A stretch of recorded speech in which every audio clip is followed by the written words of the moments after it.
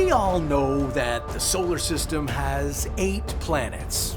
Well, 9 before we kicked Pluto out.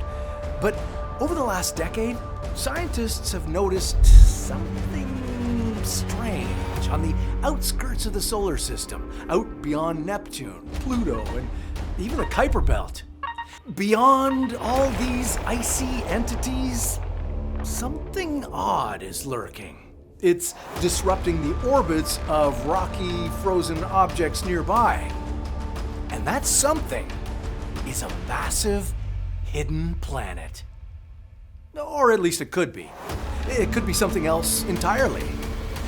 What happens if we actually find a tiny black hole instead of a secret planet the size of Neptune?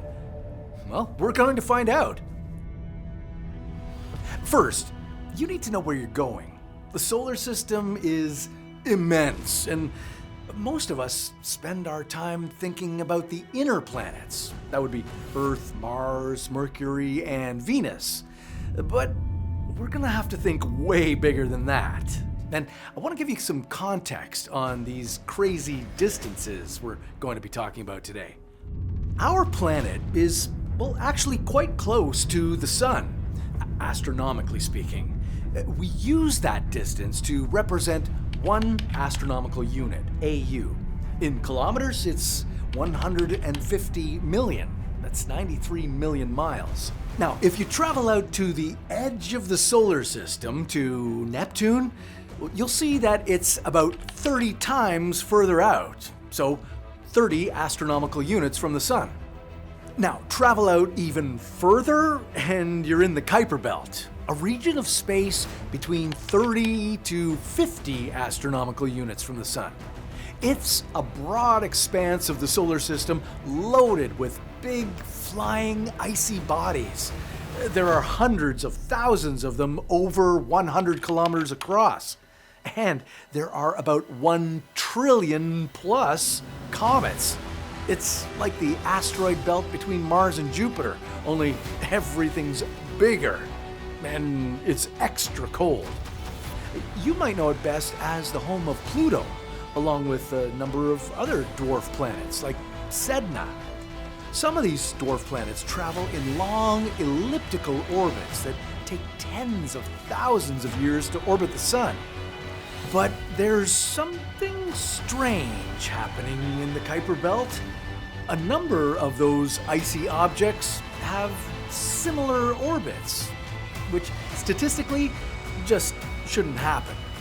In 2016, a pair of Caltech scientists noticed that there was something odd about the orbits of 6 rocky, icy objects called trans-Neptunian objects. We call them TNOs for short. These objects weren't randomly drifting around the Sun. Instead, their orbits seemed to clump together as they approached the Sun. Which was weird because they're all moving at different speeds with different orbital lengths. It made no sense until scientists ran models simulating a massive planet in an anti-aligned orbit. And suddenly, everything synced up. Yeah, the orbits of those 6 objects told us that there's gotta be another planet out there affecting their journeys. And that planet is 1.5 times the size of Earth and up to 10 times more massive.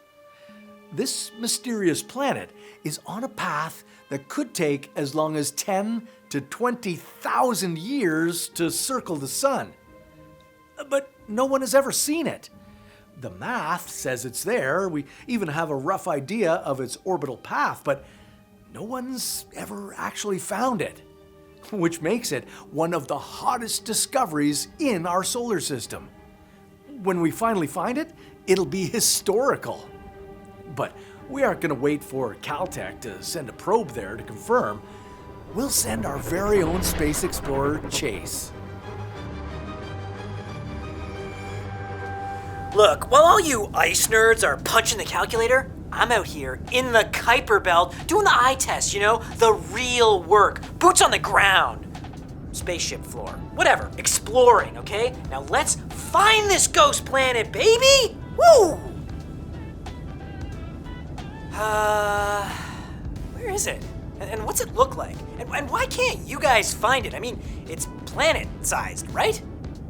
Well, we know generally where it might be, between 400 and 1500 AU from Earth. Right. Oof.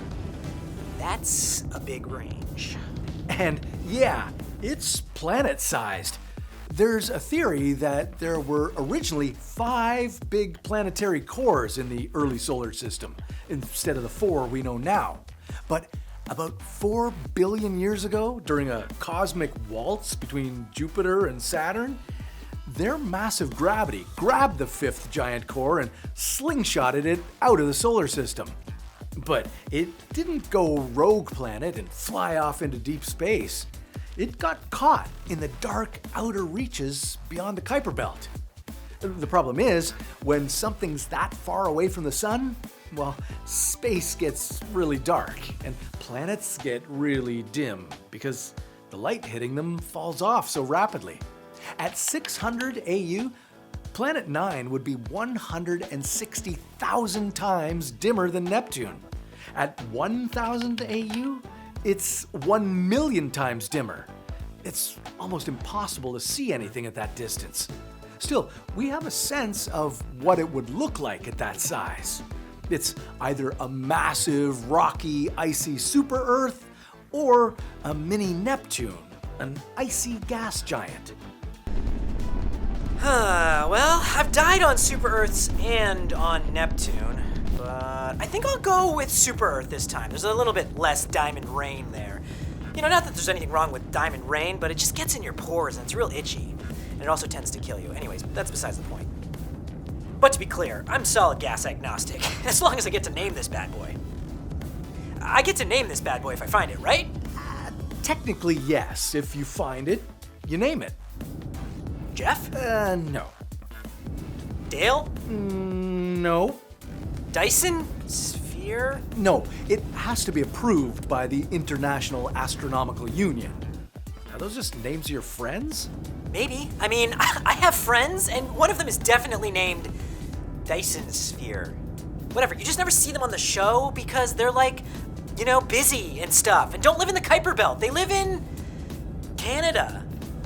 Okay, enough theory talk. Let's go out and find this Jeff. Rico, hit it! Affirmative. Calculating orbital dynamics for Planet 9 in accordance with anti-aligned orbit 180 degrees across the TNO's perihelions.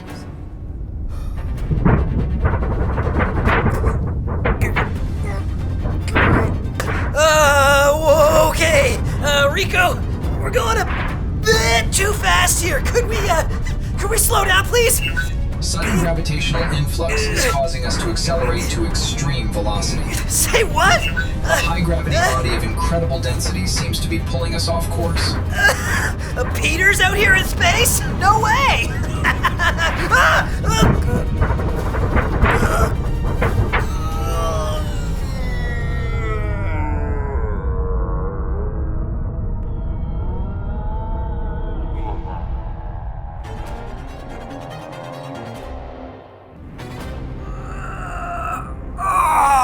Yo, Rico, what the flux was that, man? A gravitational anomaly.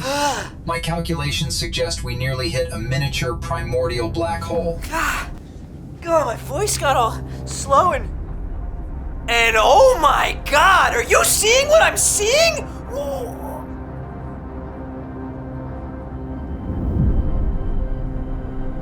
What? Whoa. I think I must have hit my head or something. I was seeing two of myself, Rico. Very event horizon. Or like mirror. It was kind of cool. It was like there's another version of myself. Like, I can have friends, you know? Do multidimensional clones of yourself count as friends? Not that I don't have friends. You have me. Yes, Rico, thank you, but like IRL friends, right? Where we could get together and play like games. Like Monopoly. Like, we could play tabletop RPGs, you know, like Mothership or Dark Matter. We could get together and pretend like we're 21st century Earthlings. Like, we can explore space together.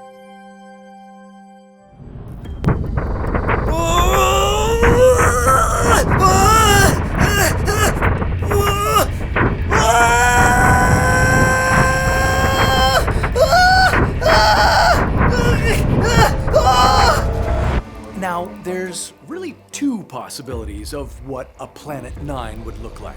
As I mentioned, it's either going to be a massive super Earth or a Mini-Neptune. Huh?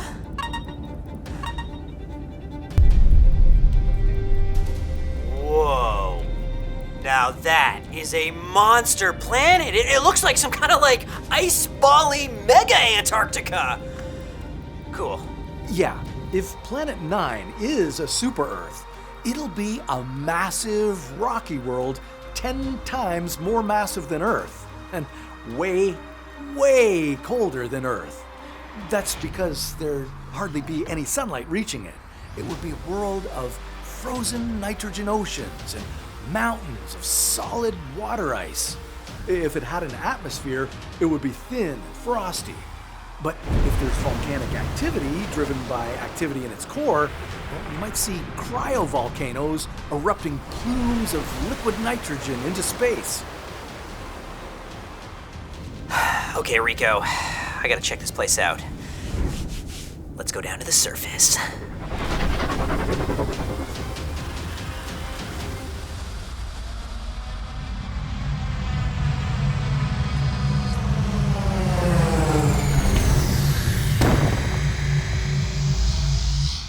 Okay, got the extra suit warmers fired up. Looks chilly out there. Hey Rico, where's the ship's artificial gravity field end? Oh god! Okay, I guess it was at the end of the ramp. Oh, it's heavy out here.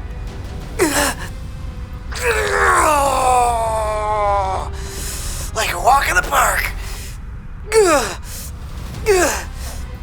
Walking on the surface of a super Earth like Planet 9 would feel like you're wearing a heavy lead suit and a backpack full of gold bricks. The gravity would be so strong that it would flatten your stride to a crawl. I mean, I'd like a backpack full of bricks. Gold bricks, that is. You know, maybe not right now, because it's a little tough out here to do anything. Quads are failing. Glutes are burning. Calves are straining. What is this feeling? Dying sucks so much. That's because your body suddenly feels like it weighs 800 pounds. But I've been cutting carbs. I got this. 3, 2, 1. Planet 9, 1. Chase.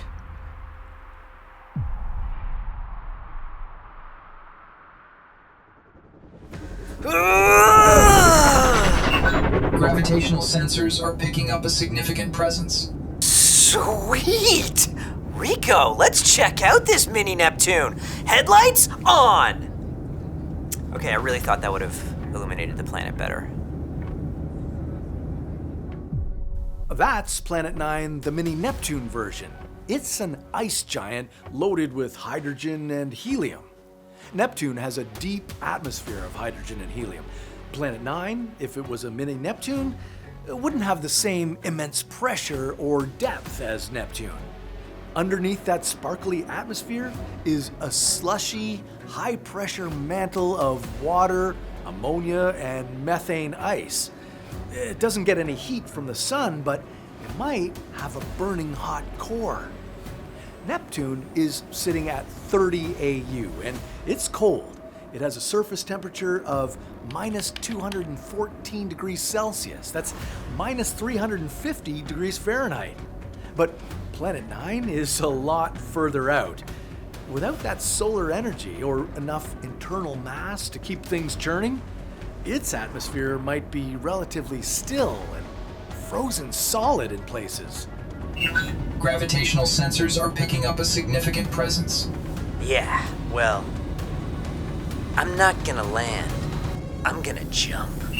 I would suggest taking a parachute. Yeah, well, obviously. Give me a parachute and open the door. I look like an idiot standing here in front of a closed door.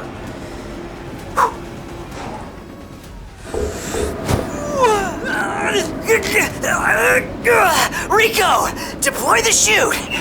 This is frozen. What?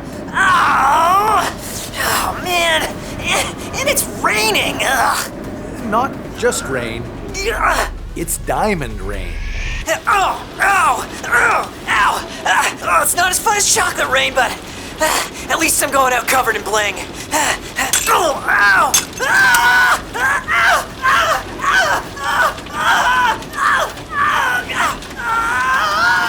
Planet 9, 1, chase!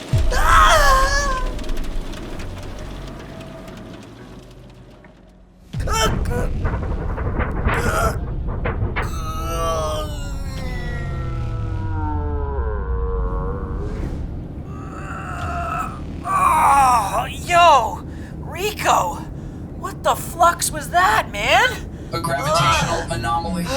My calculations suggest we nearly hit a miniature primordial black hole. God, my voice got all slow and...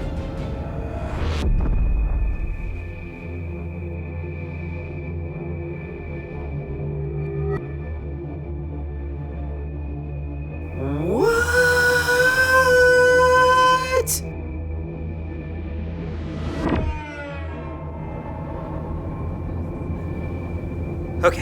Okay, I gotta lay off those grapefruit LaCroix, okay? Those bubbles, they go straight to your head. Hey, did you say primordial black hole? Affirmative. You guys saw those other two chases, right? I'm not going crazy, right? It appears we did have a close contact with a primordial black hole. A what? A primordial black hole. Look, this was always a possibility. There's a chance that the ultimate answer to these matching orbits is that there's no Planet 9 at all, and the reason we can't find it is that the object messing with those half-dozen dwarf planets is actually a tiny black hole with a mass of about 10 Earths. But it's the size of a grapefruit. And yeah, looking for a pitch black grapefruit out past Neptune? It's a challenge. What are you talking about? Grapefruit-sized black holes? No. I know black holes. I've fallen into at least 2 of them, and they are humongo, like bananas big, okay? And they kill you, real dead-like, yuckies. True, but we're not talking about a stellar mass black hole or a supermassive black hole like the one at the center of our galaxy. We're talking about a tiny, ancient black hole formed in the chaotic second right after the Big Bang, 13.8 billion years ago. They're called primordial black holes. Now, it's true we haven't found any real primordial black holes. Again, they'd be really small, and theoretically most of them would have evaporated by now. But they're actually a leading candidate for the explanation of dark matter. And even though they're really, really small, scientists have come up with an ingenious way to look for them. How do you find a black grapefruit in space? Also, can we stop saying grapefruit? I hate grapefruit. Let's say like softball, large softball. I don't really know how big a softball is. I've never played baseball or softball. Okay. Yeah. We do it by searching for the flares of passing comets that the primordial black hole gobbles up. When the Vera C. Rubin Observatory starts its massive legacy survey of space and time, it'll be able to search for both comet flares and any extra planets that might be hustling around the dark regions of the Kuiper Belt. Wait. So you mean to say the ice nerds and their telescopes will be able to spot this thing in, like, the next couple of years? Quite possibly. So why am I gonna get killed by diamond rain or super Earths when we could just wait? What? Oh man! It's happening! It's finally happening! Dyson Sphere! Jeff! Is that you guys? Gravitational anomaly detected. Prepare for impact. Oh man!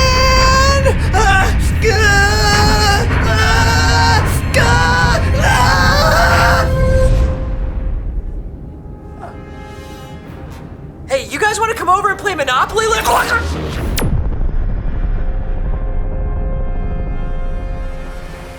Well, space exploration is both a privilege and a joy. Or something like that. Hey, speaking of dying in giant black holes, well, they may not be the worst places you can cease to exist. Ever thought of what it would be like to spend a nanosecond on the surface of the sun? Well, that's a story for another What If.